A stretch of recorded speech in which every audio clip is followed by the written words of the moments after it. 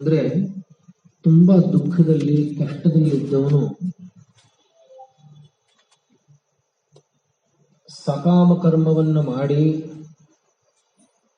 ಅಥವಾ ಅರ್ಥಾರ್ಥಿಯಾಗಿದ್ದವನು ಅರ್ಥವನ್ನು ಪಡೆಯೋದಕ್ಕೋಸ್ಕರ ಸಕಾಮ ಕರ್ಮವನ್ನು ಮಾಡಿ ಅವನು ಏನೇನೋ ತನ್ನ ಇಷ್ಟಾರ್ಥಗಳನ್ನೆಲ್ಲ ಪಡ್ಕೊಳ್ತಾ ಹೋಗ್ತಾನೆ.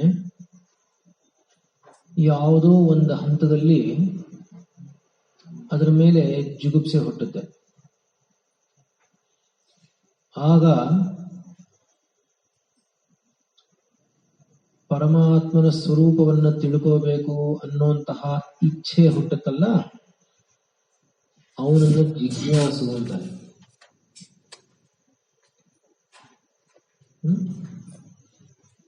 ಜ್ಞಾತುಂ ಇಚ್ಛಾ, ಜ್ಞಾತುಂ ಇಚ್ಛಾ ಜಿಜ್ಞಾಸ, ತಿಳ್ಕೋಬೇಕು ಅನ್ನುವಂತಹ ಆಸೆ ಉಳ್ಳವನು. ಅವನು ಏನನ್ನು ತಿಳ್ಕೋಬೇಕು ಅಂತ ಹೇಳಿದ್ರೆ, ವೇದಗಳ ಅಂತ್ಯಭಾಗದಲ್ಲಿ ಯಾವ ಉಪನಿಷತ್ ಭಾಗಗಳು ಇದೆಯೋ ಅವಷ್ಟೂ ಕೂಡ ಪರಮಾತ್ಮನ ಸ್ವರೂಪವನ್ನು ತಿಳಿಸುತ್ತೆ. ಏನು ಅಂದ್ರೆ, ಪರಮಾತ್ಮನ ಸ್ವರೂಪ ಏನಪ್ಪಾ ಅಂದ್ರೆ ಅದು ಬೇರೆ ಯಾವುದೋ ಅಲ್ಲ, ಅದು ನೀನೇ ಅಂತ ತಿಳಿಸುತ್ತೆ. ಅಂದ್ರೆ ಈ ದುಃಖಕ್ಕೆ ಕಾರಣವಾಗಿದ್ದಿದ್ದು ಅಲ್ಲಿಯವರೆಗೆ ತಾನು ಪರಮಾತ್ಮನಿಗಿಂತ ಬೇರೆ ಅಂತ ತಿಳ್ಕೊಂಡಿದ್ದು, ಅಥವಾ ತನ್ನ ಸ್ವರೂಪ ಏನು ಅನ್ನೋದು ಗೊತ್ತಿಲ್ಲದೆ ಇದ್ದ ಕಾರಣ ಅವನು ದೇಹಾದಿಗಳ ಜೊತೆ ಸಂಬಂಧವನ್ನಿಟ್ಟುಕೊಂಡು ವ್ಯವಹಾರ ಮಾಡ್ತಾ ಮಾಡ್ತಾ ಮಾಡ್ತಾ ದುಃಖದಲ್ಲೇ ಸಿಕ್ಕಾಕೊಂಡಿದ್ದ. ಯಾವ ಜಿಜ್ಞಾಸು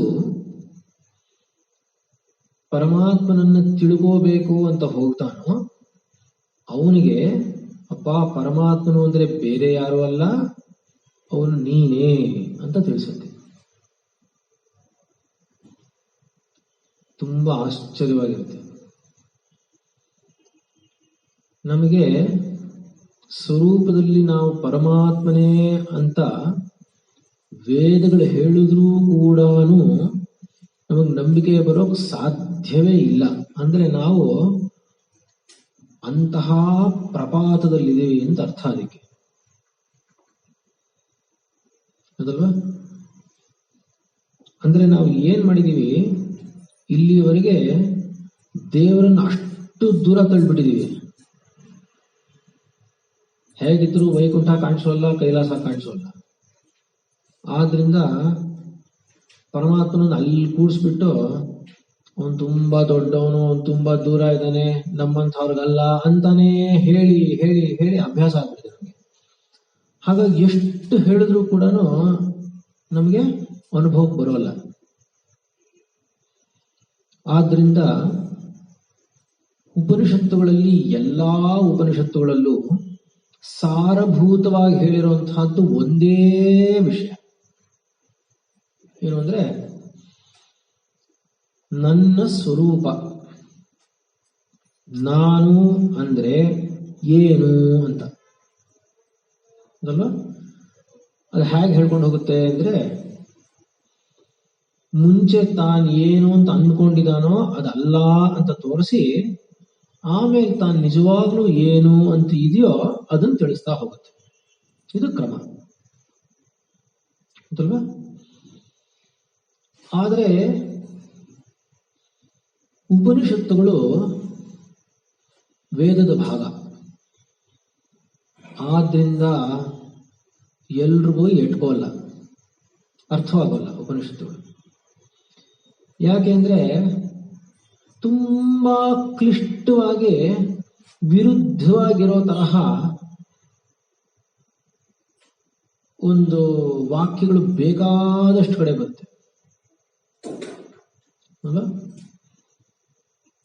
ಒಂದು ಕಡೆ ಆತ್ಮನು ಅಂದ್ರೆ ಅವನು ಯಾವುದು ಅಲ್ವೋ ಅವನು ಅಂತ ಒಂದ್ ಕಡೆ ಹೇಳ್ತಾನೆ. ಇನ್ನೊಂದು ಕಡೆ ಎಲ್ಲವೂ ಯಾವ್ಯಾವ್ದು ನೀನು ನೋಡ್ತಾ ಇದೆಯೋ ಎಲ್ಲವೂ ಅದೇ ಅಂತೆ. ಒಂದು ಕಡೆ ಎಲ್ಲವೂ ಅಂತಲೂ ಹೇಳುತ್ತೆ, ಇನ್ನೊಂದು ಕಡೆ ಇದು ಯಾವುದೂ ಅಲ್ಲ ಅನ್ನತ್ತೆ. ತುಂಬಾ ವಿರುದ್ಧ ಆಗುತ್ತೆ. ನೋಡು, ನೀನು ಮನಸ್ಸಿನಿಂದಲೇ ತಿಳ್ಕೋಬೇಕು ಅಂತ ಒಂದ್ ಕಡೆ ಹೇಳುತ್ತೆ,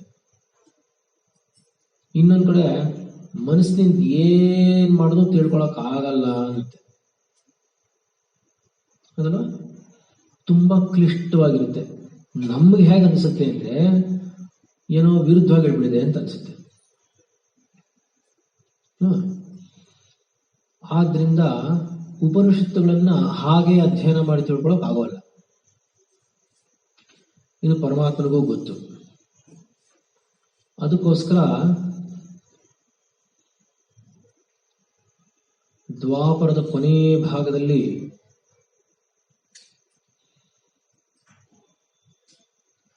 ಧರ್ಮಾಧರ್ಮಗಳ ಯುದ್ಧ ನಡೀಬೇಕಾದ್ರೆ ಅರ್ಜುನನಿಗೆ ಈ ಭಗವದ್ಗೀತೆಯನ್ನ ಉಪದೇಶ ಮಾಡ್ತಾನೆ.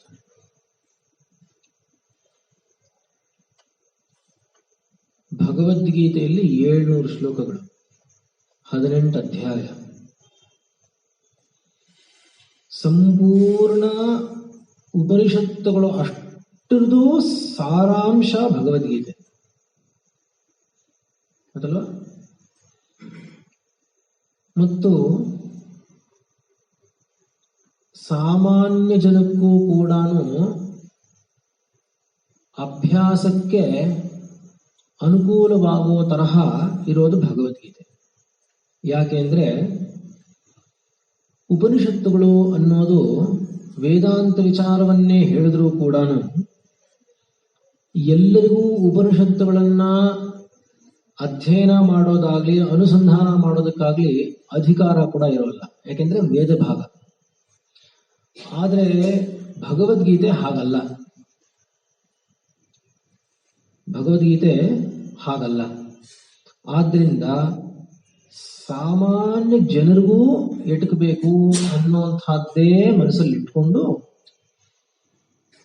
ಅರ್ಜುನನನ್ನ ಒಂದು ನಿಮಿತ್ತವನ್ನಾಗಿಟ್ಕೊಂಡು ಭಗವದ್ಗೀತೆಯನ್ನು ಉಪದೇಶ ಮಾಡ್ತಾನೆ. ಆದ್ರಿಂದ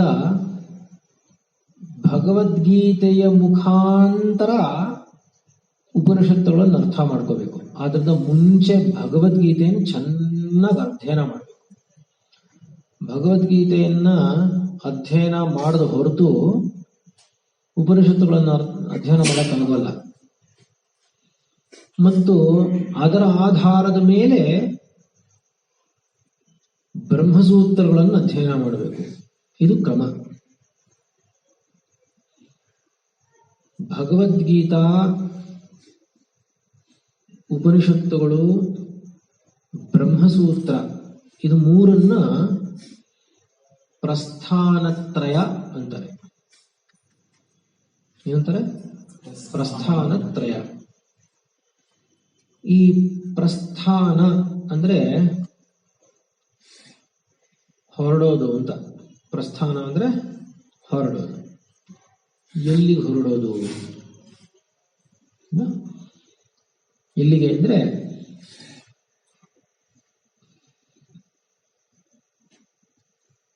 ಮನಸ್ಸನ್ನ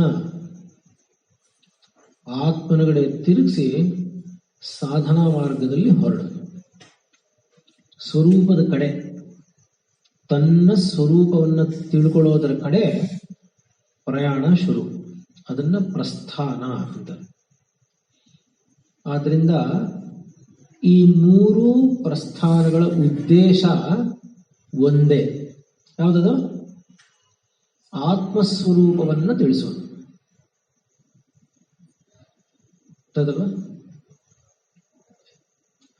ಏನಾದರೂ ಪ್ರಶ್ನೆಗಳಿದ್ರೆ ಅಲ್ಲಲ್ಲೇ ಕೇಳ್ತಾ ಹೋಗಿ, ಪರವಾಗಿಲ್ಲ.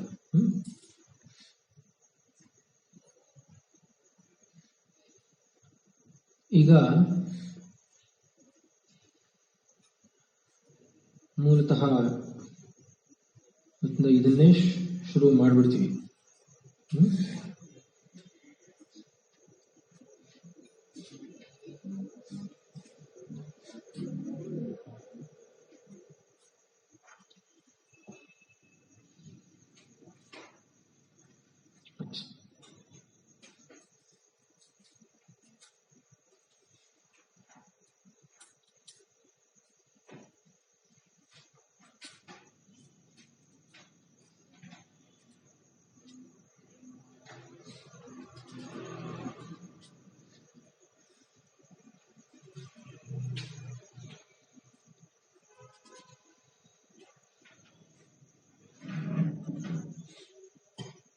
ಶಂಕರರು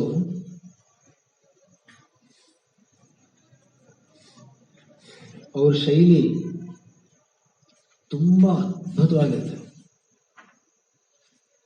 ಅವರು ನಿಜವಾಗ್ಲೂ ಅವರಲ್ಲಿ ಆ ಸೌಂದರ್ಯ ಏನಪ್ಪಾ ಅಂದ್ರೆ, ಅವರು ಇನ್ನಿಂತಹ ಪಾಮರರಲ್ಲಿ ಕೂಡ ಪ್ರವೇಶ ಮಾಡಿ ಏನು ಅವ್ರಿಗೇನು ಕಷ್ಟ ಇರಬಹುದು, ಜ್ಞಾನ ಪಡ್ಕೊಳ್ಳೋದಿಕ್ಕೆ ಆಗದೆ ಇರುವಂತಹದ್ದು ಏನೋ ಅಡಚಣೆಗಳಿರ್ತಲ್ಲ, ಯಾತಕ್ಕೆ ಏನು ಅದನ್ನು ಪರಿಹಾರ ಮಾಡೋದು ಹೇಗೆ ಅಂತ ಅನ್ನೋದು ಅಷ್ಟು ಆಳವಾಗಿ ಹೋಗಿ ಅದನ್ನ ಪರಿಹಾರ ಮಾಡೋದಿಕ್ಕೆ ಅವ್ರ ಬರವಣಿಗೆ ಶೈಲಿ. ಗೀತೆಯಲ್ಲಿ ಕೂಡ ಎತ್ಕೊಳ್ತಾನೆ ಮೊದಲನೇ ಶ್ಲೋಕಕ್ಕೆ ಭಾಷ್ಯ ಅಂತ ಬರೀಲಿಲ್ಲ, ಅದಕ್ಕೆ ಅವತರಣಿಕೆ ಅಂತಾರೆ. ಅಂದ್ರೆ ಒಂದು ಭಗವದ್ಗೀತಾ, ಗೀತಾ ಅಂದ್ರೆ ಒಂದು ಗೀತೆ, ಹೇಳಿರೋದು ಯಾರು ಅಂದ್ರೆ ಭಗವದ್ಗೀತಾ, ಭಗವಂತನೇ ಹೇಳಿರೋದು, ತದ್ ಭಗವತಃ. ಆದ್ರಿಂದ ಭಗವಂತನು ಹೇಳಿದಾನೆ ಅಂದಾಗ ಕೃಷ್ಣನು ಅಂತ ನಮಗ್ ಜ್ಞಾಪಕ ಬರುತ್ತೆ ವಿನಃ ಅವನು ಪರಮಾತ್ಮನು ಅನ್ನೋದು ನಮಗ ಅಂದಾಜ್ ಬರೋಲ್ಲ. ಅಂದ್ರೆ ಇನ್ನಿಂಥವ್ರು ಕೂಡ, ತುಂಬಾ ದೊಡ್ಡ ದೊಡ್ಡವರು ಕೂಡ ಕೃಷ್ಣನನ್ನ, ರಾಮನನ್ನ ಅವರ ಕೆಲಸಗಳನ್ನ ವಿಶ್ಲೇಷಣೆ ಮಾಡಕ್ ಹೋಗ್ತಾರೆ. ಅಂದ್ರೆ ಅವನು ತುಂಬಾ ದೊಡ್ಡವನು ಸರಿ, ಆದ್ರೆ ಹೀಗ್ ಮಾಡಬಾರ್ದಾಗಿತ್ತು ಅಂತಾರೆ.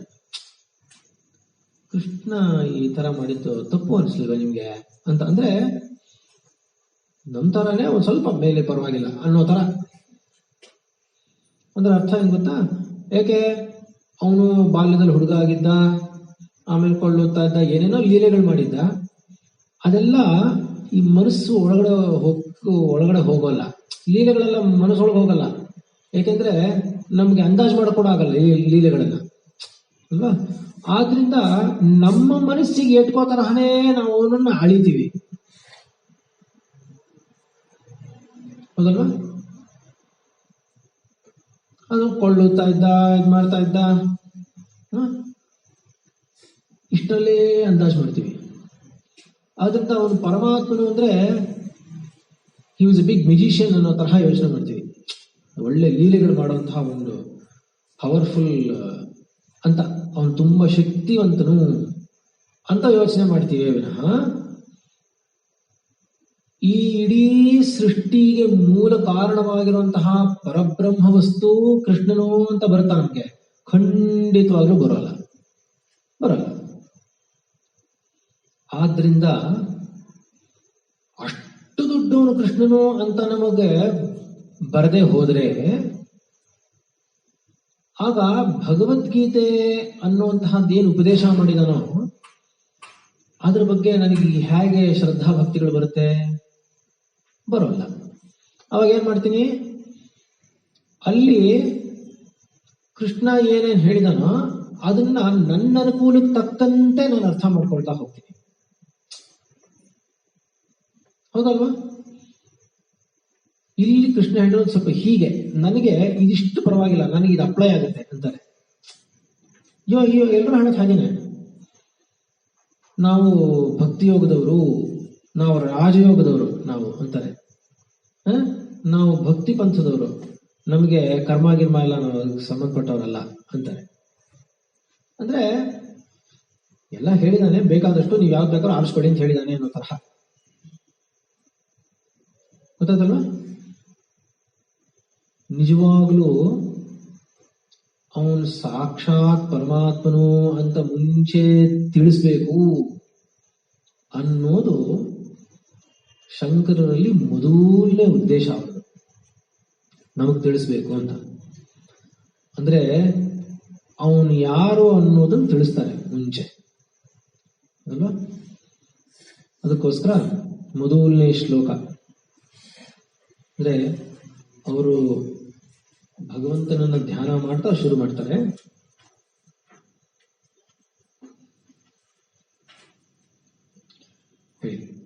ಓಂ ನಮೋ ಭಗವತೆ ವಾಸುದೇವಾಯ. ಓಂ ನಮೋ ಭಗವತೆ ವಾಸುದೇವಾಯ. ನಾರಾಯಣಃ ಪರೋ ವ್ಯಕ್ತ ದಂಡಮವ್ಯಕ್ತ ಸಂಭವಂ ಅಂಡಸ್ಯಾಂತಸ್ತ್ವಿಮೇ ಲೋಕಾಃ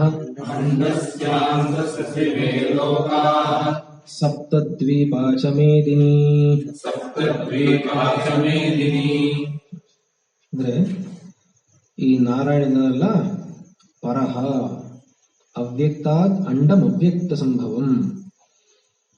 ಪರಹ ನಾರಾಯಣ ಪರಹ ತುಂಬಾ ದೊಡ್ಡವನು, ಯಾವುದಕ್ಕಿಂತ ಅವ್ಯಕ್ತಾತ್ ಪರಹ, ಅವ್ಯಕ್ತಕ್ಕಿಂತಲೂ ದೊಡ್ಡವನು.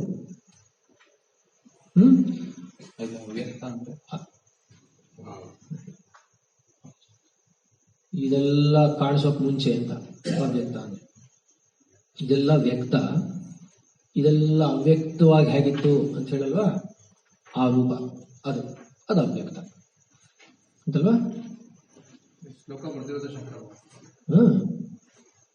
ದಂಡಂ ಅವ್ಯಕ್ತ ಸಂಭವಂ ಅಲ್ವಾ? ಇದು ಅದು ಉದ್ಧತವಾಗಿರೋದು, ಅಂದ್ರೆ ಪುರಾಣದಲ್ಲಿ ಇರುವಂತಹದ್ದನ್ನು ತಗೊಂಡ್ರು. ಅಂದ್ರೆ ಶಂಕರರು ಬರಿಬೇಕಾದ್ರೆ ಆ ಶ್ಲೋಕವನ್ನು ತಗೊಂಡು ನಮಸ್ಕಾರವನ್ನು ಹೇಳ್ತಾ, ನಾರಾಯಣ ನಮಸ್ಕಾರ ಹೇಳ್ತಾ ಶುರು ಮಾಡುವಂಥದ್ದು.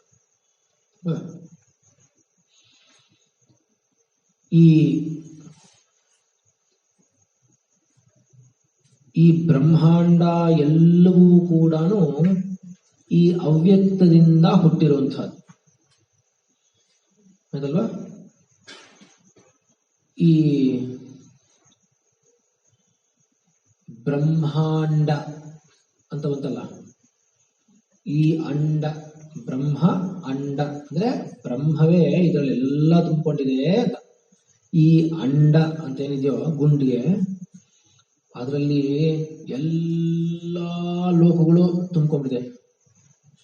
ಎಲ್ಲ ಅವ್ಯಕ್ತದಿಂದ ಎಲ್ಲ ಬಂದಿರೋದು. ಆದ್ರಿಂದ ಎಲ್ಲದರಲ್ಲೂ ಇವೆಲ್ಲ ಎಲ್ಲಾ ಲೋಕಗಳು ಅದರೊಳಗಿದೆ ಅಂತ ಅಲ್ಲ. ಅದರಲ್ಲಿ ಈ 7 ದ್ವೀಪಗಳಿದೆಯಲ್ಲ, ಈ ಭೂಮಿ, ಅದು ಕೂಡ ಅದರಲ್ಲಿ ಒಂದು ಭಾಗ. ಅದರಲ್ಲಿ ಬ್ರಹ್ಮಾಂಡದಲ್ಲಿ ಒಂದು ಭಾಗ.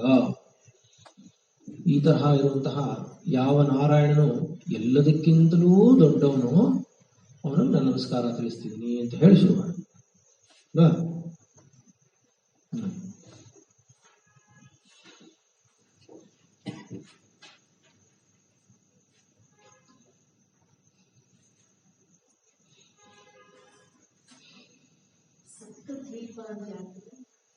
ಏಳು ದ್ವೀಪಗಳು, ಕಾಂಟಿನೆಂಟ್ಸ್.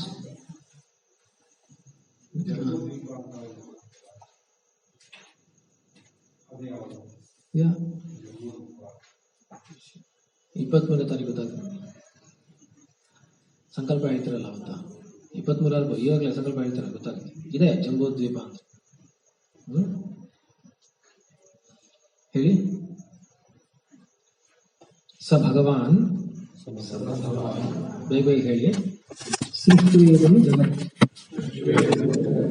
ತಸ್ಯ ಚ ಸ್ಥಿತಿಂ ಚಿಕೀರ್ಷುಃ ಮರೀಚ್ಯಾದೀನ್ ಅಗ್ರೇ ಸೃಷ್ಟ್ವಾ ಪ್ರಜಾಪತೀನ್ ಪ್ರವೃತ್ತಿಲಕ್ಷಣಂ ಧರ್ಮಂ ಗ್ರಾಹಯಾಮಾಸ ವೇದೋಕ್ತಂ.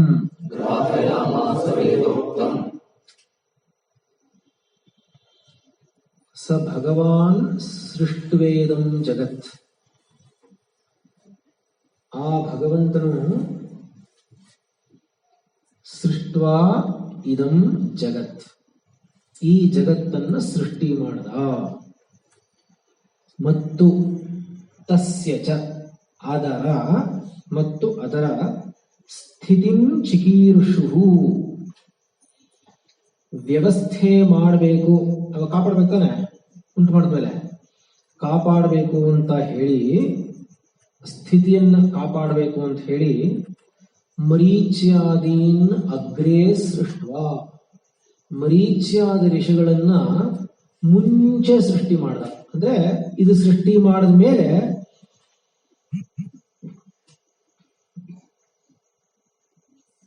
ಅಲ್ಲಿರುವಂತಹ ವ್ಯವಸ್ಥೆಯನ್ನ ಕಾಪಾಡೋದಕ್ಕೋಸ್ಕರ ಮರೀಚ್ಯಾದಿ ಮಹರ್ಷಿಗಳನ್ನ ಮುಂಚೆ ಸೃಷ್ಟಿ ಮಾಡ್ದ. ಮರೀಚ್ಯಾದೀನ್ ಅಂತ ಇದೆ. ಮರೀಚ್ಯಾದೀನ್ ಅಂದ್ರೆ ಮರೀಚಿ, ಅತ್ರಿ, ಅಂಗಿರಸ, ಪುಲಸ್ತ್ಯ, ಪುಲಹ, ಕ್ರತು, ವಸಿಷ್ಠ ಸಪ್ತರ್ಷಿಗಳು. ಮರೀಚ್ಯಾದೀನ್ ಅಗ್ರೇ ಸೃಷ್ಟ್ವಾ ಪ್ರಜಾಪತೀನ್ ಪ್ರವೃತ್ತಿಲಕ್ಷಣಂ ಧರ್ಮಂ ಗ್ರಾಹಯಾಮಾಸ ವೇದೋಕ್ತಂ. ಇವರೆಲ್ಲ ಆಯಾ ಪ್ರಜಾಪತಿಗಳು. ಮರೀಚ್ಯಾದೀನ್ ಅಗ್ರೇ ಸೃಷ್ಟ್ವಾ ಅಂದ್ರೆ ಅವರು ಮುಂದಕ್ಕೆ ಸೃಷ್ಟಿ ಮಾಡುವಂಥವ್ರು ಪ್ರಜಾಪತಿಗಳು. ಆಯಾ ಮನ್ವಂತರ ಪ್ರಜಾಪತಿ ಅಂತ ಬರ್ತಾರಲ್ಲ ಅವರುಗಳು ಸೃಷ್ಟಿ ಮಾಡಿ ಧರ್ಮವನ್ನ ಕಾಪಾಡೋದಕ್ಕೋಸ್ಕರ ಪ್ರವೃತ್ತಿ ಲಕ್ಷಣಂ ಧರ್ಮಂ. ಪ್ರವೃತ್ತಿ ಲಕ್ಷಣ ಅಂದ್ರೆ ಕರ್ಮವನ್ನ ಮಾಡೋದಿಕ್ಕೆ ಬೇಕಾಗಿರುವಂತಹ ಪ್ರವೃತ್ತಿ ಯಾವುದರಲ್ಲಿ ಉಂಟಾಗುತ್ತೋ ಆ ತರಹ ಇರುವಂತಹ ಧರ್ಮವನ್ನ ಗ್ರಾಹಯಾಮಾಸ ವೇದೋಕ್ತಂ. ಅವ್ರಿಗೆ ಈ ಪ್ರಜಾಪತಿಗಳಿದ್ದಾರಲ್ಲ ಮರೀಚ್ಯಾದಿ, ಅವರೆಲ್ಲರಿಗೂ ಕೂಡ ವೇದೋಕ್ತವಾಗಿರುವಂತಹ ಪ್ರವೃತ್ತಿ ಲಕ್ಷಣವನ್ನ ತಿಳಿಸಿಕೊಟ್ಟ. ಯಾಕೆಂದ್ರೆ ನಿಮಗೆ ನನಗನ್ನಿಸ್ತಾ ಇರೋದೇನಪ್ಪ ಅಂದ್ರೆ, ಬೆಳಿಗ್ಗೆ ಭಾನುವಾರ ನಡೀತಾ ಇರುವಂತಹ ಫೌಂಡೇಶನ್ಸ್ ಆಫ್ ಧರ್ಮ ನಡೀತಿದ್ದಲ್ಲ, ಮೊದಲನೇ ದಿವಸದಿಂದ ಏನೇನೇನೆಲ್ಲ ಹೇಳ್ಕೊಂಡು ಬಂದಿದ್ದೀವಿ ಧರ್ಮ ಅಂದ್ರೆ ಅನ್ನೋದನ್ನೆಲ್ಲ ಜ್ಞಾಪಿಸ್ಕೊಳ್ಳಿ. ಇವಾಗ ಇದನ್ನ ನೋಡ್ತಾ ಹೋಗಿ, ನಿಮ್ಗೆ ನನ್ನ ಪ್ರಕಾರ ತುಂಬಾ ಚೆನ್ನಾಗಿ ಅರ್ಥ ಆಗ್ತಾ ಹೋಗುತ್ತೆ. ಧರ್ಮ ಅನ್ನುವಂಥದ್ದನ್ನ ಒಂದು ವ್ಯವಸ್ಥೆ ಅಂತ ಹೇಳ್ತೀವಿ ಅಲ್ವಾ, ಅದನ್ನೇ ಇಲ್ಲಿ ಹೇಳ್ತೀವಿ ನಾವು. ಆದ್ರಿಂದ ಆ ವ್ಯವಸ್ಥೆ ಹೇಗಿದೆಯೋ ಅದನ್ನ ಕಾಪಾಡ್ಬೇಕು ತಾನೆ. ಅದನ್ನ ಹೇಗೆ ಕಾಪಾಡಬೇಕು ಅನ್ನೋದು ಪ್ರವೃತ್ತಿ ಲಕ್ಷಣ. ಪ್ರವೃತ್ತಿ ಲಕ್ಷಣ ತಾನೆ. ಇದನ್ನ ಹೀಗೆ ಕಾಪಾಡಬೇಕು, ಇದನ್ನ ಹೀಗೆ ನಿಲ್ಲಿಸ್ಬೇಕು, ಇದು ಹೀಗೆ ಇರ್ಬೇಕಾದ್ರೆ ಏನೇನ್ ಮಾಡ್ಬೇಕು ಅನ್ನೋದು ಪ್ರವೃತ್ತಿ ಲಕ್ಷಣ. ಆ ಪ್ರವೃತ್ತಿ ಲಕ್ಷಣ ಹೇಳುವಂತಹ ವೇದ ಭಾಗವನ್ನ ಅಷ್ಟನ್ನು ಇವ್ರಿಗೆಲ್ಲ ತಿಳಿಸಿದ ಭಗವಂತನು. ಆಯ್ತಾ? ಹೇಳಿ. ತಥೋ ಅನ್ಯಾಂಶ್ಚ ಸನಕ ಸನಂದನಾದೀನ್ ಉತ್ಪಾದ್ಯ ನಿವೃತ್ತಿ ಲಕ್ಷಣಂ ಧರ್ಮಂ ಜ್ಞಾನ ವೈರಾಗ್ಯ ಲಕ್ಷಣಂ ಗ್ರಾಹಯಾಮಾಸ.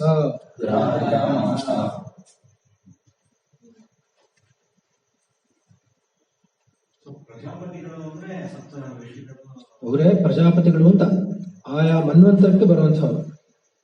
ಎಲ್ಲ ಬೇರೆ ಬೇರೆ ಆಗ್ತಾ ಇರ್ತಾರೆ, ಅವರೇ ಇರಲ್ಲ, ಅದೆಲ್ಲ ಪೊಸಿಷನ್ಸ್ ಅಷ್ಟೇ.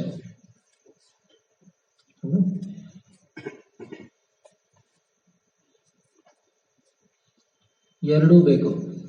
ಒಂದು ಪ್ರವೃತ್ತಿ ಲಕ್ಷಣ, ಇನ್ನೊಂದು ನಿವೃತ್ತಿ ಲಕ್ಷಣ. ಅಂದ್ರೆ ಆರ್ಥ ಅರ್ಥಾರ್ಥಿ ಅನ್ನೋದು ಸಾಮಾನ್ಯವಾಗಿ ಗೊತ್ತಿರುವಂಥದ್ದು ಅಲ್ವಾ.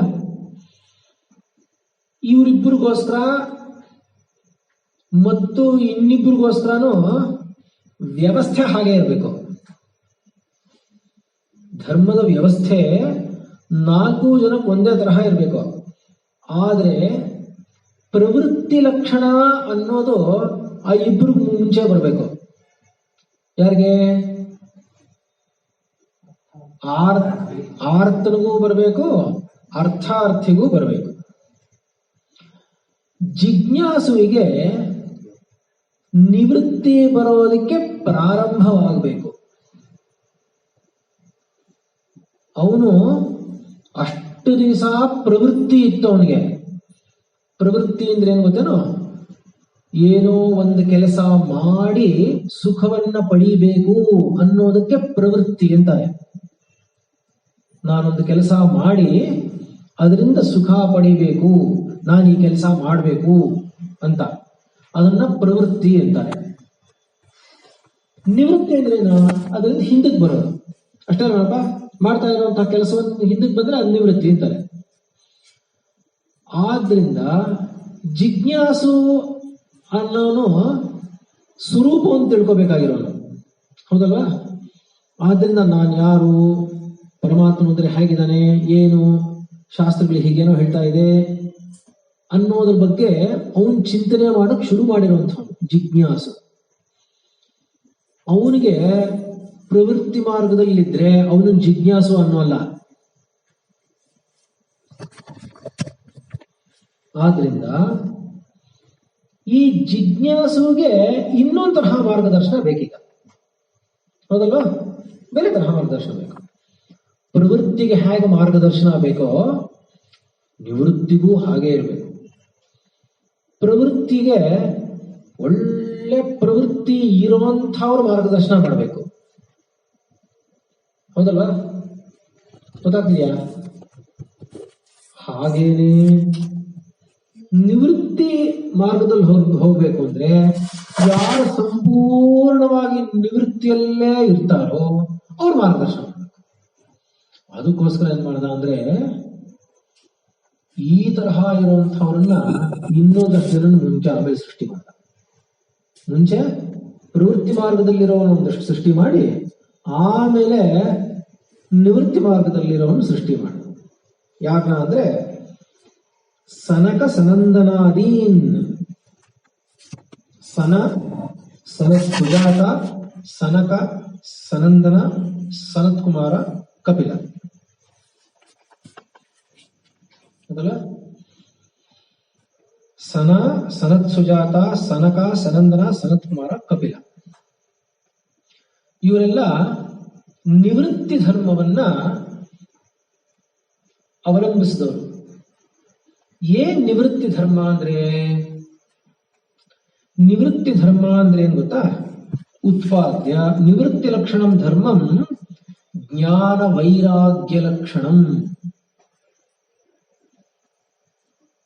ನಮಗೆ ಇದ್ರದ್ದು ಅಂದಾಜಿಲ್ಲ, ಅದ್ರದ್ದು ಅಂದಾಜಿದೆ. ಪ್ರವೃತ್ತಿ ಧರ್ಮ ಅಂದ್ರೆ ನಮಗೆ ಗೊತ್ತಲ್ಲಪ್ಪ. ಪ್ರವೃತ್ತಿ ಧರ್ಮ ಅಂದ್ರೆ ಗೊತ್ತು, ನಮಗೆ ಹೇಳ್ಬೇಕಾಗಿಲ್ಲ ಯಾರು. ನಿವೃತ್ತಿ ಧರ್ಮ ಅಂದ್ರೆ ಹೇಳ್ಬೇಕು ಯಾವ ಲಕ್ಷಣದಿಂದ ಇರುತ್ತೆ ಅಂತ, ಯಾಕೆಂದ್ರೆ ಗೊತ್ತಿಲ್ಲ. ಅದು ತುಂಬಾ ಕಷ್ಟ. ಆದ್ರಿಂದ ಹೇಗಿರುತ್ತೆ ಅಂದ್ರೆ ಇದು ಸ್ವಭಾವತಃ ಬರೋದು ಯಾವುದು? ಪ್ರವೃತ್ತಿ ಲಕ್ಷಣ. ಅದಕ್ಕೆ ವಿರುದ್ಧವಾಗಿ ಪ್ರಯತ್ನ ಪಟ್ಟು ಹಿಂದಕ್ಕೆ ಹೋಗೋದಿದೆಯಲ್ಲ, ಅದು ನಿವೃತ್ತಿ. ಅದು ಹೇಗೆ ಅನ್ನೋದು ಅಂದಾಜು ಬರಬೇಕು, ಯಾಕಂದ್ರೆ ಅವ್ನು ಬಿಡ್ಬೇಕಲ್ಲ. ಆಮೇಲೆ ಜಿಜ್ಞಾಸು ಆಮೇಲೆ ಅದನ್ನ ಓಹೋ ಹೀಗೆ ಅನ್ನೋದು ಅವನು ಗೊತ್ತಾಗ್ತಾ ಹೋಗ್ಬೇಕು, ಒಂದು ರೆಫರೆನ್ಸ್ ಪಾಯಿಂಟ್ ಬೇಕು. ಅದಕ್ಕೋಸ್ಕರ ನಿವೃತ್ತಿ ಮಾರ್ಗ ಅಂದ್ರೆ ಜ್ಞಾನ ವೈರಾಗ್ಯ ಲಕ್ಷಣಂ ಅದಲ್ಲ, ಜ್ಞಾನ ವೈರಾಗ್ಯ ಲಕ್ಷಣ. ಇಲ್ಲಿ ಜ್ಞಾನ ವೈರಾಗ್ಯ ಲಕ್ಷಣ ಅಂದ್ರೆ ಏನ್ ಗೊತ್ತಾ, ಅವನು ಗುರುವಿನ ಮುಖಾಂತರ ಜ್ಞಾನವನ್ನ ಪಡೀತಾ ಹೋಗ್ತಾನೆ. ಯಾವ ಜ್ಞಾನವನ್ನ ಪಡಿತಾನೆ ಅಂದ್ರೆ ತನ್ನ ಸ್ವರೂಪ ಜ್ಞಾನವನ್ನ ಪಡೀತಾ ಹೋಗ್ತಾನೆ. ತನ್ನ ಸ್ವರೂಪ ಜ್ಞಾನ ಪಡೆಯೋದು ಅಂದ್ರೆ ಏನ್ ಗೊತ್ತಾ, ನೀನು ಯಾವುದು ನೀನು ಅಂತ ಅಂದುಕೊಂಡಿದ್ಯೋ ಅದು ನೀನಲ್ಲ ಅಂತ ತೋರ್ಸೋದೆ ಜ್ಞಾನ ಅಂದ್ರೆ. ಏನ್ ಜ್ಞಾನ ಕೊಡ್ತಾನೆ ಗೊತ್ತಾ ಗುರುವಾದನ, ಮುಂಚೆ ನೀನ್ ಯಾವ್ದಲ್ಲ ಅಂತ ತೋರಿಸ್ತಾ ಹೋಗ್ತಾನೆ. ನಾನು ಅನ್ಕೊಂಡಿದ್ನಲ್ಲ ನಾನು ಇಂಥದ್ದು ಅಂತ, ಯಾವಾಗ ನಾನು ಯಾವ್ದಲ್ಲ ಅಂತ ಗೊತ್ತಾಗ್ತಾ ಹೋಗ್ತೀನೋ ಆಗ ನನಗೆ ಅದರಲ್ಲಿ ಏನು ಉಂಟಾಗುತ್ತೆ, ವೈರಾಗ್ಯ ಉಂಟಾಗುತ್ತೆ. ಆದ್ರಿಂದ ಈ ಜ್ಞಾನದ ಮುಖಾಂತರ ಬರುವಂತಹ ವೈರಾಗ್ಯವೇ ನಿವೃತ್ತಿ ಧರ್ಮದ ಲಕ್ಷಣ. ಅಂದಾಜ್ ಬಂತ? ಆದ್ರಿಂದ ಪ್ರವೃತ್ತಿ ಧರ್ಮಂ ನಿವೃತ್ತಿ ಧರ್ಮಂ ಎರಡನ್ನೂ ಯಾರ್ಯಾರು ತುಂಬಾ ಶ್ರೇಷ್ಠವಾಗಿ ಅದಕ್ಕೋಸ್ಕರನೇ ತಪಸ್ಸು ಮಾಡಿರ್ತಾರೋ ಅಂಥವ್ರನ್ನ ಆರಿಸಿ ಆರಿಸಿ ಆರಿಸಿ ಮೊದಲು ಸೃಷ್ಟಿ ಆದಿಯಲ್ಲಿ ಆ ಶ್ರೇಷ್ಠವಾಗಿರುವಂಥವ್ರು ಇರ್ತಾರಲ್ಲ ಅವರನ್ನ ಆಯಾ ಧರ್ಮಗಳಲ್ಲಿ ಕಳಿಸ್ತಾನೆ. ಗೊತ್ತಾಯ್ತಲ್ವಾ? ಪ್ರವೃತ್ತಿ ಮಾರ್ಗದಿಂದ ಸ್ವರೂಪವನ್ನು ತಿಳ್ಕೊಳ್ಳೋದಿಕ್ಕೆ ಆಗೋದಿಲ್ಲ. ಪ್ರವೃತ್ತಿ ಮಾರ್ಗದಿಂದ ಸ್ವರೂಪ ತಿಳ್ಕೊಳ್ಳೋದು ಅನ್ನೋದಕ್ಕೆ ಅರ್ಥವೇ ಇಲ್ಲ. ನಿವೃತ್ತಿಯಾದ ಹೊರತು ಆಗೋಲ್ಲ ಅಂದ್ರೆ ಆಗೋದೇ ಇಲ್ಲ.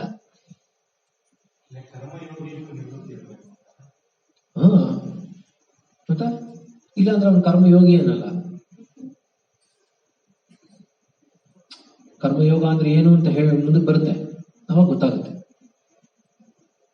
ಆ ದಿಶೆಯಲ್ಲಿ ಕಾಲಿಟ್ಟಿದ್ದಾನೆ ಅಂತಾನೆ ಕರ್ಮಯೋಗಿ ಅಂದ್ರೆ ಅವನು ಸಾಧಕ ಅದಲ್ವಾ?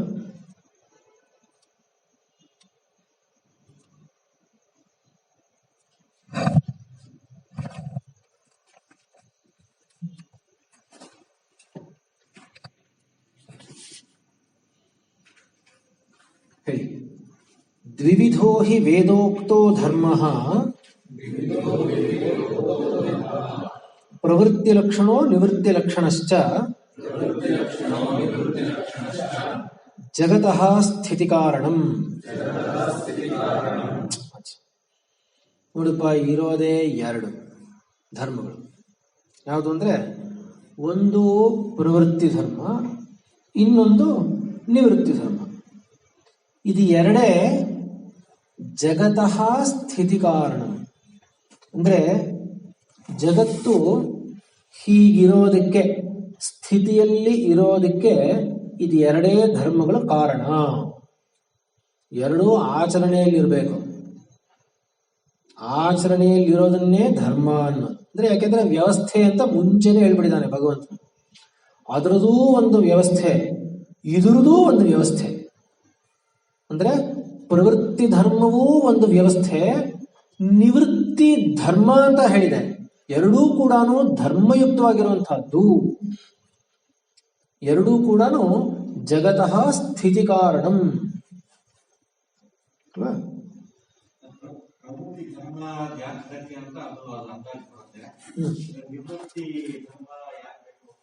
ಅಯ್ಯೋ, ನಿವೃತ್ತಿ ಅನ್ನೋದು ಕೂಡ ಅವ್ನಿಗಿಷ್ಟ ಬಂದಂತೆ ಮಾಡೋಕ್ಕಾಗಲ್ವಲ್ಲ. ನಿಮಗ್ ಮುಂದಕ್ಕೆ ಗೊತ್ತಾಗುತ್ತೆ ಆ ನಿವೃತ್ತಿ ಅನ್ನೋದು, ಆ ನಿವೃತ್ತಿ ಪಡ್ಕೊಂಡಿರುವಂಥವನು ಹೇಗಿರ್ತಾನೆ ಅಂತ ಒಂದ್ಸರಿ ಬರುತ್ತೆ. ನಡ್ಕ ಬಂದ್ಬಿಡ್ತೆ, ಗೊತ್ತಾಗುತ್ತೆ ನೋಡಿ ಮುಂದಕ್ಕೆ. ಹೇಳಿ. ಪ್ರಾಣಿನಾಂ ಸಾಕ್ಷಾತ್ ಅಭ್ಯುದಯ ನಿಶ್ರೇಯಸ ಹೇತುರ್ಯಃ ಸ ಧರ್ಮೋ ಬ್ರಾಹ್ಮಣಾದ್ಯೈಃ ವರ್ಣಿಭಿಃ ಆಶ್ರಮಿಭಿಶ್ಚ ಶ್ರೇಯೋ ಅರ್ಥಿಭಿಃ ಅನುಷ್ಠೀಯಮಾನಃ ದೀರ್ಘೇಣ ಕಾಲೇನ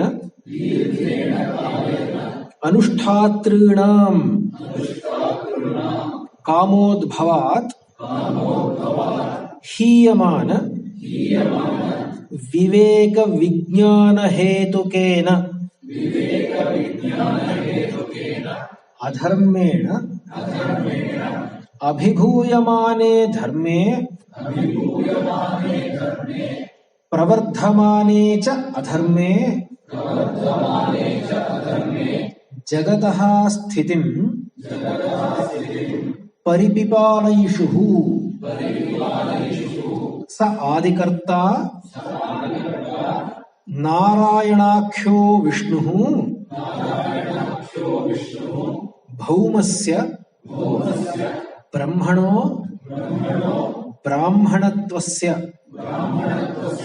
ರಕ್ಷಣಾರ್ಥಂ ದೇವಕ್ಯಾಂ ವಸುದೇವಾತ್ ಅಂಶೇನ ಕೃಷ್ಣಃ ಕಿಲ ಸಂಬಭೂವ.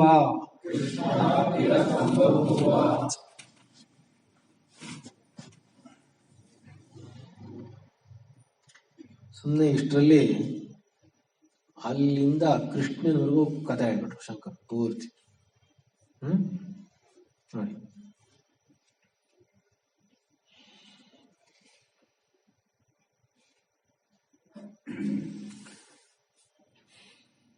ಪ್ರಾಣಿನಾಂ ಸಾಕ್ಷಾತ್ ಅಭ್ಯುದಯ ನಿಶ್ರೇಯಸ ಹೇತುರ್ಯಃ ಸ ಧರ್ಮಃ. ಪ್ರಾಣಿಗಳ ಸಾಕ್ಷಾತ್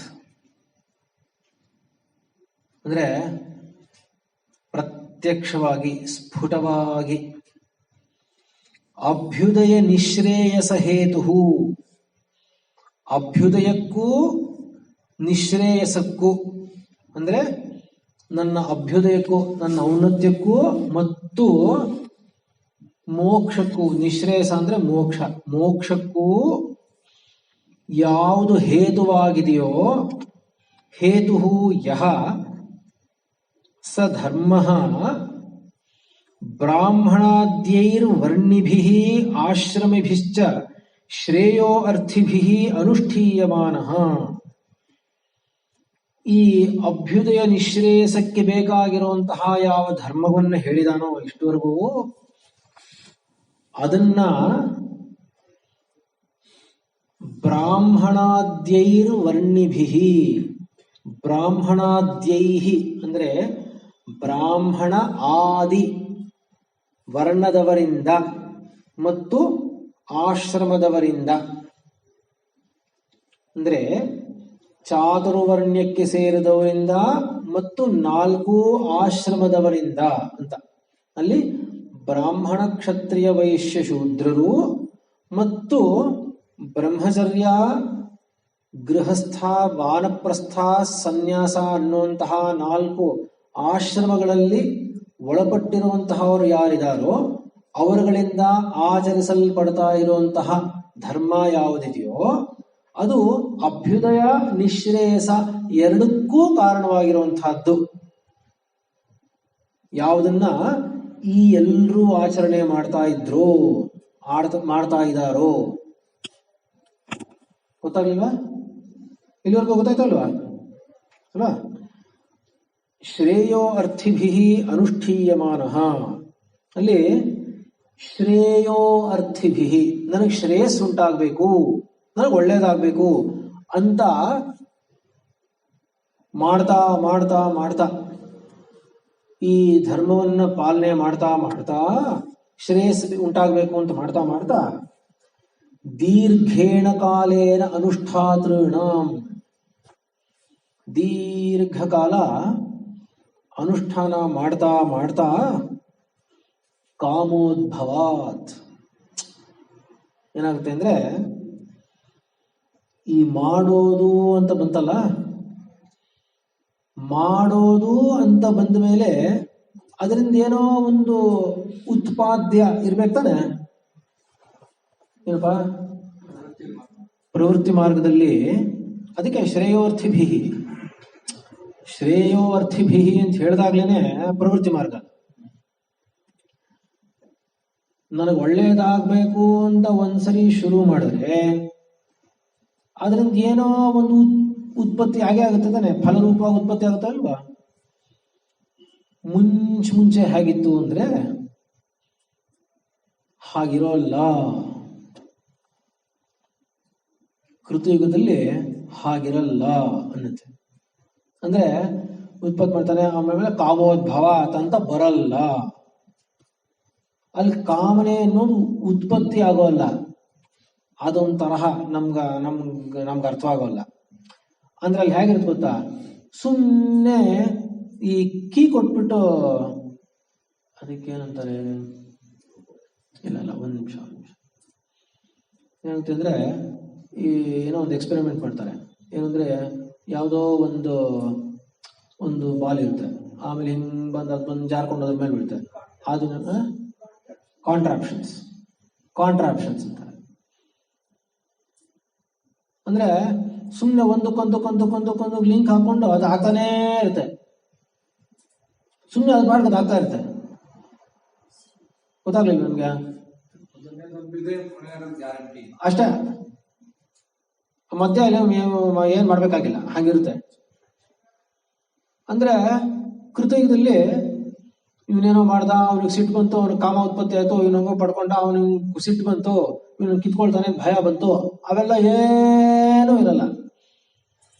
ಪ್ರತಿಯೊಂದು ಕೆಲಸ ಕೂಡ ಕೆಲಸ ಹಿಡಿದು ಇಲ್ಲಿ ಸಂಕಲ್ಪಗಳು ಬರುತ್ತೆ. ನಮಗ್ ಸಂಕಲ್ಪ ಬಂದ ಮೇಲೆ ಕೆಲಸ ಮಾಡೋದಕ್ಕೆ ಪ್ರಯತ್ನ ಪಡ್ತೀವಲ್ಲ, ಅವೆಲ್ಲ ಇಲ್ಲ. ಸುಮ್ಮನೆ ಒಂದು ಸೆಟ್ ಆರ್ಡರ್. ಅದು ಸುಮ್ಮನೆ ಆ ಧರ್ಮ ಹಾಗೆ ಇರುತ್ತೆ. ಅದಕ್ಕೆ 4 ಪಾದಗಳ ಮೇಲೆ ನಿಲ್ತು ಅಂತಾರೆ. ಸಂಪೂರ್ಣ ಧರ್ಮ ಅಲ್ಲಿ ಡಿಸ್ಟರ್ಬೆನ್ಸೇ ಇಲ್ಲ. ಗೊತ್ತಾಯ್ತಲ್ವಾ? ಹೀಗೆ ದೀರ್ಘೇಣ ಕಾಲೇನ ಅನುಷ್ಠಾತೃಣ ಮಾಡ್ತಾ ಇದ್ದಾಗ ಅಲ್ಲಿಂದ ಹೇಗಾಯ್ತು ಅಂತಲ್ಲ ಪ್ರಶ್ನೆ. ಯುಗ ಧರ್ಮದಲ್ಲಿ ಯಾವ್ಯಾವ ಟೈಮ್ ಆಗಿರುತ್ತೆ, ಈ ಕಾಂಟ್ರಾಪ್ಷನ್ಗೂ ಕೊನೆಯಲ್ಲಿ ಬಂದು ಹೆಂಗ್ ಬೀಳುತ್ತೋ ಒಂದ್ ಕಡೆಗೆ, ಹಂಗ ಅದು ಯಾವಾಗ್ಲೋ ಒಂದ್ಸರಿ ಬೀಳುತ್ತೆ. ಗೊತ್ತಾಗ್ಲ ನಿಮ್ಗೆ? ಯುಗ ಧರ್ಮದ ಕೊನೆ ಅಂಚಿನಲ್ಲಿ ಒಂದ್ ಸ್ವಲ್ಪ ಏನೋ ಹಿಂಗಾಗುತ್ತೆ ಅದಲ್ವಾ? ಹಾಗೆ ದೀರ್ಘೇಣ ಕಾಲೇನ ಅನುಷ್ಠಾತೃಣಾಂ ಕಾಮೋದ್ಭವಾತ್. ಅವಾಗೇನಾಗುತ್ತೆ, ಇದನ್ನೇ ಅನುಷ್ಠಾನ ಮಾಡ್ತಾ ಅಲ್ಲಿ ನಾನು ಅನ್ನುವಂಥದ್ದು ಪ್ರವೇಶ ಮಾಡುತ್ತೆ. ನಾನು ಅಂದ್ರೇನು? ಭೇದ ಬುದ್ಧಿ ಅನ್ನೋಂತಹ ಪ್ರವೇಶ ಮಾಡುತ್ತೆ. ಭೇದ ಬುದ್ಧಿ ಬರದೆ ಹೋದ್ರೆ ಕಾಮ ಬರಲ್ಲ. ಅದಕ್ಕೆ ಇಲ್ಲಿ ಯಾದಕ್ಕೆ ಕಾಮೋದ್ಭವಾತ್ ಅಂತ ಹೇಳಿದೆ ಅಂದ್ರೆ, ಎಲ್ಲದಕ್ಕೂ ಮೂಲದಲ್ಲಿರುವಂತಹ ವೈರಿ ಅಂದ್ರೆ ಕಾಮ ಅಂತ ಕೊನೆಯಲ್ಲಿ ಹೇಳ್ತಾರೆ. ಆಮೇಲೆ ಆದ್ರಿಂದ ಶಂಕರ್ ಏನ್ ಮಾಡ್ತಾರೆ ಅಂದ್ರೆ, ಅವರು ಸುಮ್ಮನೆ ಒಂದೊಂದು ಪದ ಉಪಯೋಗಿಸಿರ್ತಾರೆ. ಯಾದಕ್ಕೆ ಈ ಪದ ಇಲ್ಲಿ ಉಪಯೋಗಿಸ್ತಾರೆ ಅಂತಾನೆ ಗೊತ್ತಾಗಲ್ಲ. ಆಮೇಲೆ ಗೊತ್ತಾಗುತ್ತೆ. ಕಾಮೋದ್ಭವಾತ್ ಅಂತ ಯಾತಕ್ಕೆ ಹೇಳ್ತಾರೆ ಅಂದ್ರೆ, ಇವನು ದೀರ್ಘೇಣ ಕಾಲೇನ ಅನುಷ್ಠಾನ ಮಾಡ್ತಾ ಅವನಿಗೆ ಕಾಮ ಅನ್ನೋದು ಹುಟ್ಟುತ್ತೆ. ಯಾಕೆ ಅಂದ್ರೆ ಅವನಿಗೆ ನಾನು ಅನ್ನುವಂತಹ ಒಂದು ಭೇದ ಬುದ್ಧಿ ಉಂಟಾಗುತ್ತೆ. ನನಗಿದು ಬೇಕು ಅನ್ನುವಂಥದ್ದು ಉಂಟಾಗುತ್ತೆ. ಕಾಮೋದ್ಭವಾತ್ ಹೀಯಮಾನ. ಒಂದು ಸರಿ ಕಾಮ ಅನ್ನೋದು ಉದ್ಭವ ಆದರೆ ಹೀಯಮಾನ ವಿವೇಕ ವಿಜ್ಞಾನ ಹೇತುಕೇನ. ಅಲ್ಲಿ ಏನಾಯ್ತು ಅಂದ್ರೆ, ವಿವೇಕ ಕಳ್ಕೊಂಡ ಅಂತಾನೆ ಅರ್ಥ. ಆ ವಿವೇಕ ವಿಜ್ಞಾನ ಅನ್ನೋದು ಹೀಯಮಾನ ವಿವೇಕ ವಿಜ್ಞಾನ ಹೇತುಕೇನ ವಿವೇಕ ಕಳ್ಕೋತಾನೆ. ಕಳ್ಕೊಂಡು ಅಧರ್ಮೇಣ ಅಭಿಭೂಯಮಾನೇ ಧರ್ಮೇ ಪ್ರವರ್ಧಮಾನೇ ಚ ಅಧರ್ಮೇ. ಅವನು ಧರ್ಮವನ್ನು ಬಿಟ್ಟು ಅಧರ್ಮ ಹೆಚ್ಚುತ್ತಾ ಹೋಗುತ್ತೆ.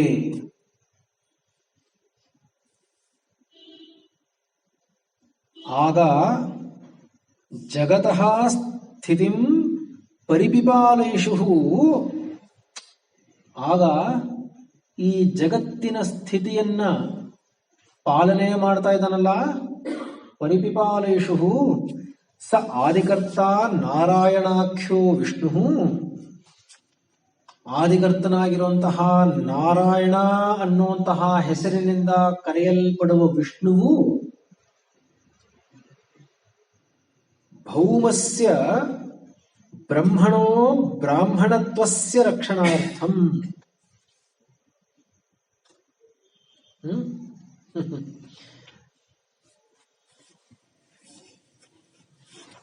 ಭೂಮಿಯ ಭೌಮಸ್ಯ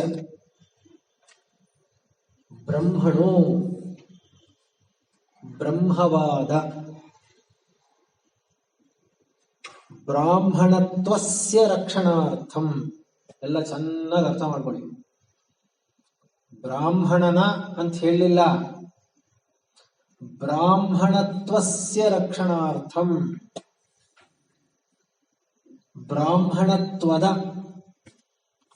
ರಕ್ಷಣೆಗಾಗಿ ದೇವಕ್ಯಾಂ ವಸುದೇವಾತ್, ದೇವಕಿಯಲ್ಲಿ ವಸುದೇವನಿಂದ ದೇವಕಿಯಲ್ಲಿ ಅಂಶೇನ ಆ ನಾರಾಯಣಾಖ್ಯೋ ವಿಷ್ಣು ಅಂತ ಯಾವ ಪರಮಾತ್ಮನಿದಾನೋ ಅವನು ಕೃಷ್ಣ ಅನ್ನುವಂತಹ ಅಂಶದಿಂದ ಕಿಲ ಸಂಬಭೂವ, ಅಲ್ವೇ ಹುಟ್ಟಿದ್ದು ಅಂತ. ಅಂದಾಜು ಗೊತ್ತಾಯ್ತಾ ಎಲ್ಲಿಂದ ಎಲ್ಲಿವರೆಗೂ ಹೇಳಿ. ಬ್ರಾಹ್ಮಣತ್ವಸ್ಯ ಹಿ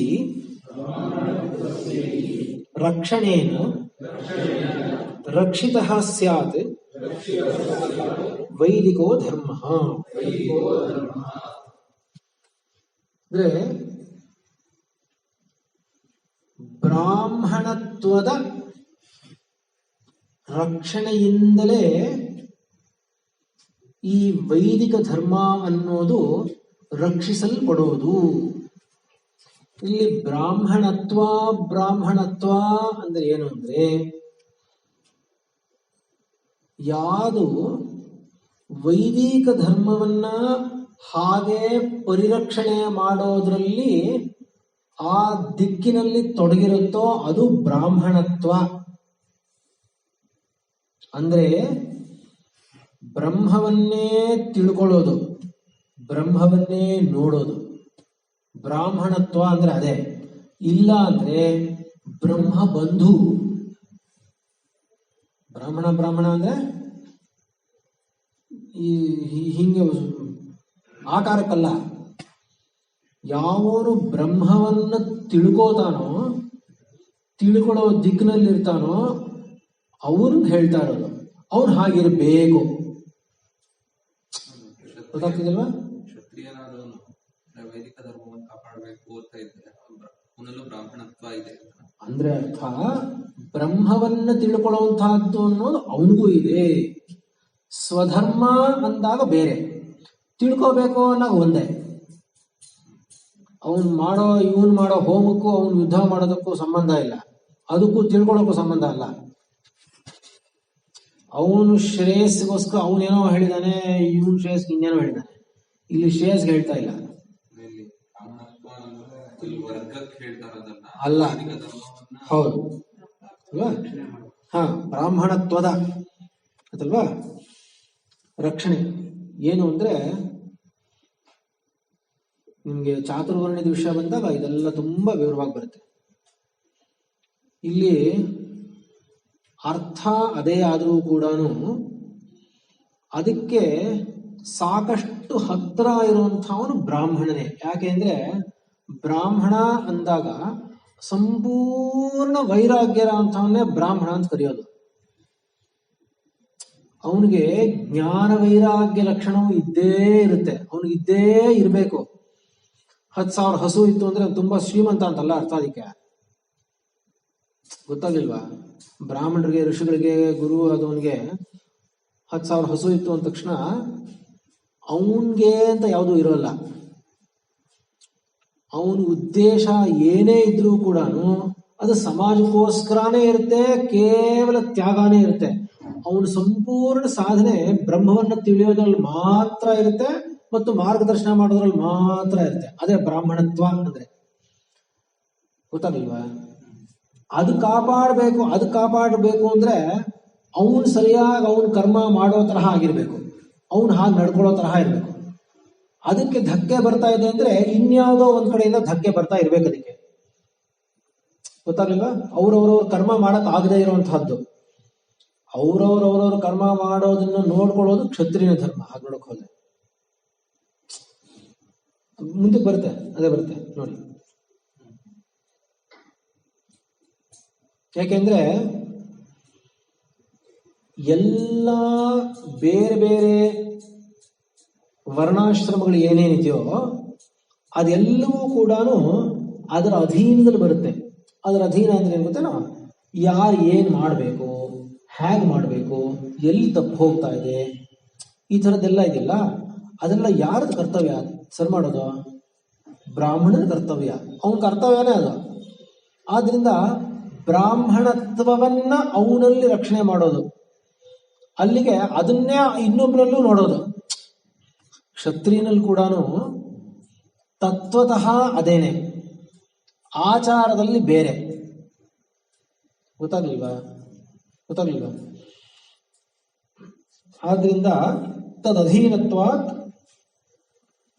ಹೇಳಿ, ತದಧೀನತ್ವಾತ್ ವರ್ಣಾಶ್ರಮ ಭೇದಾನಾಂ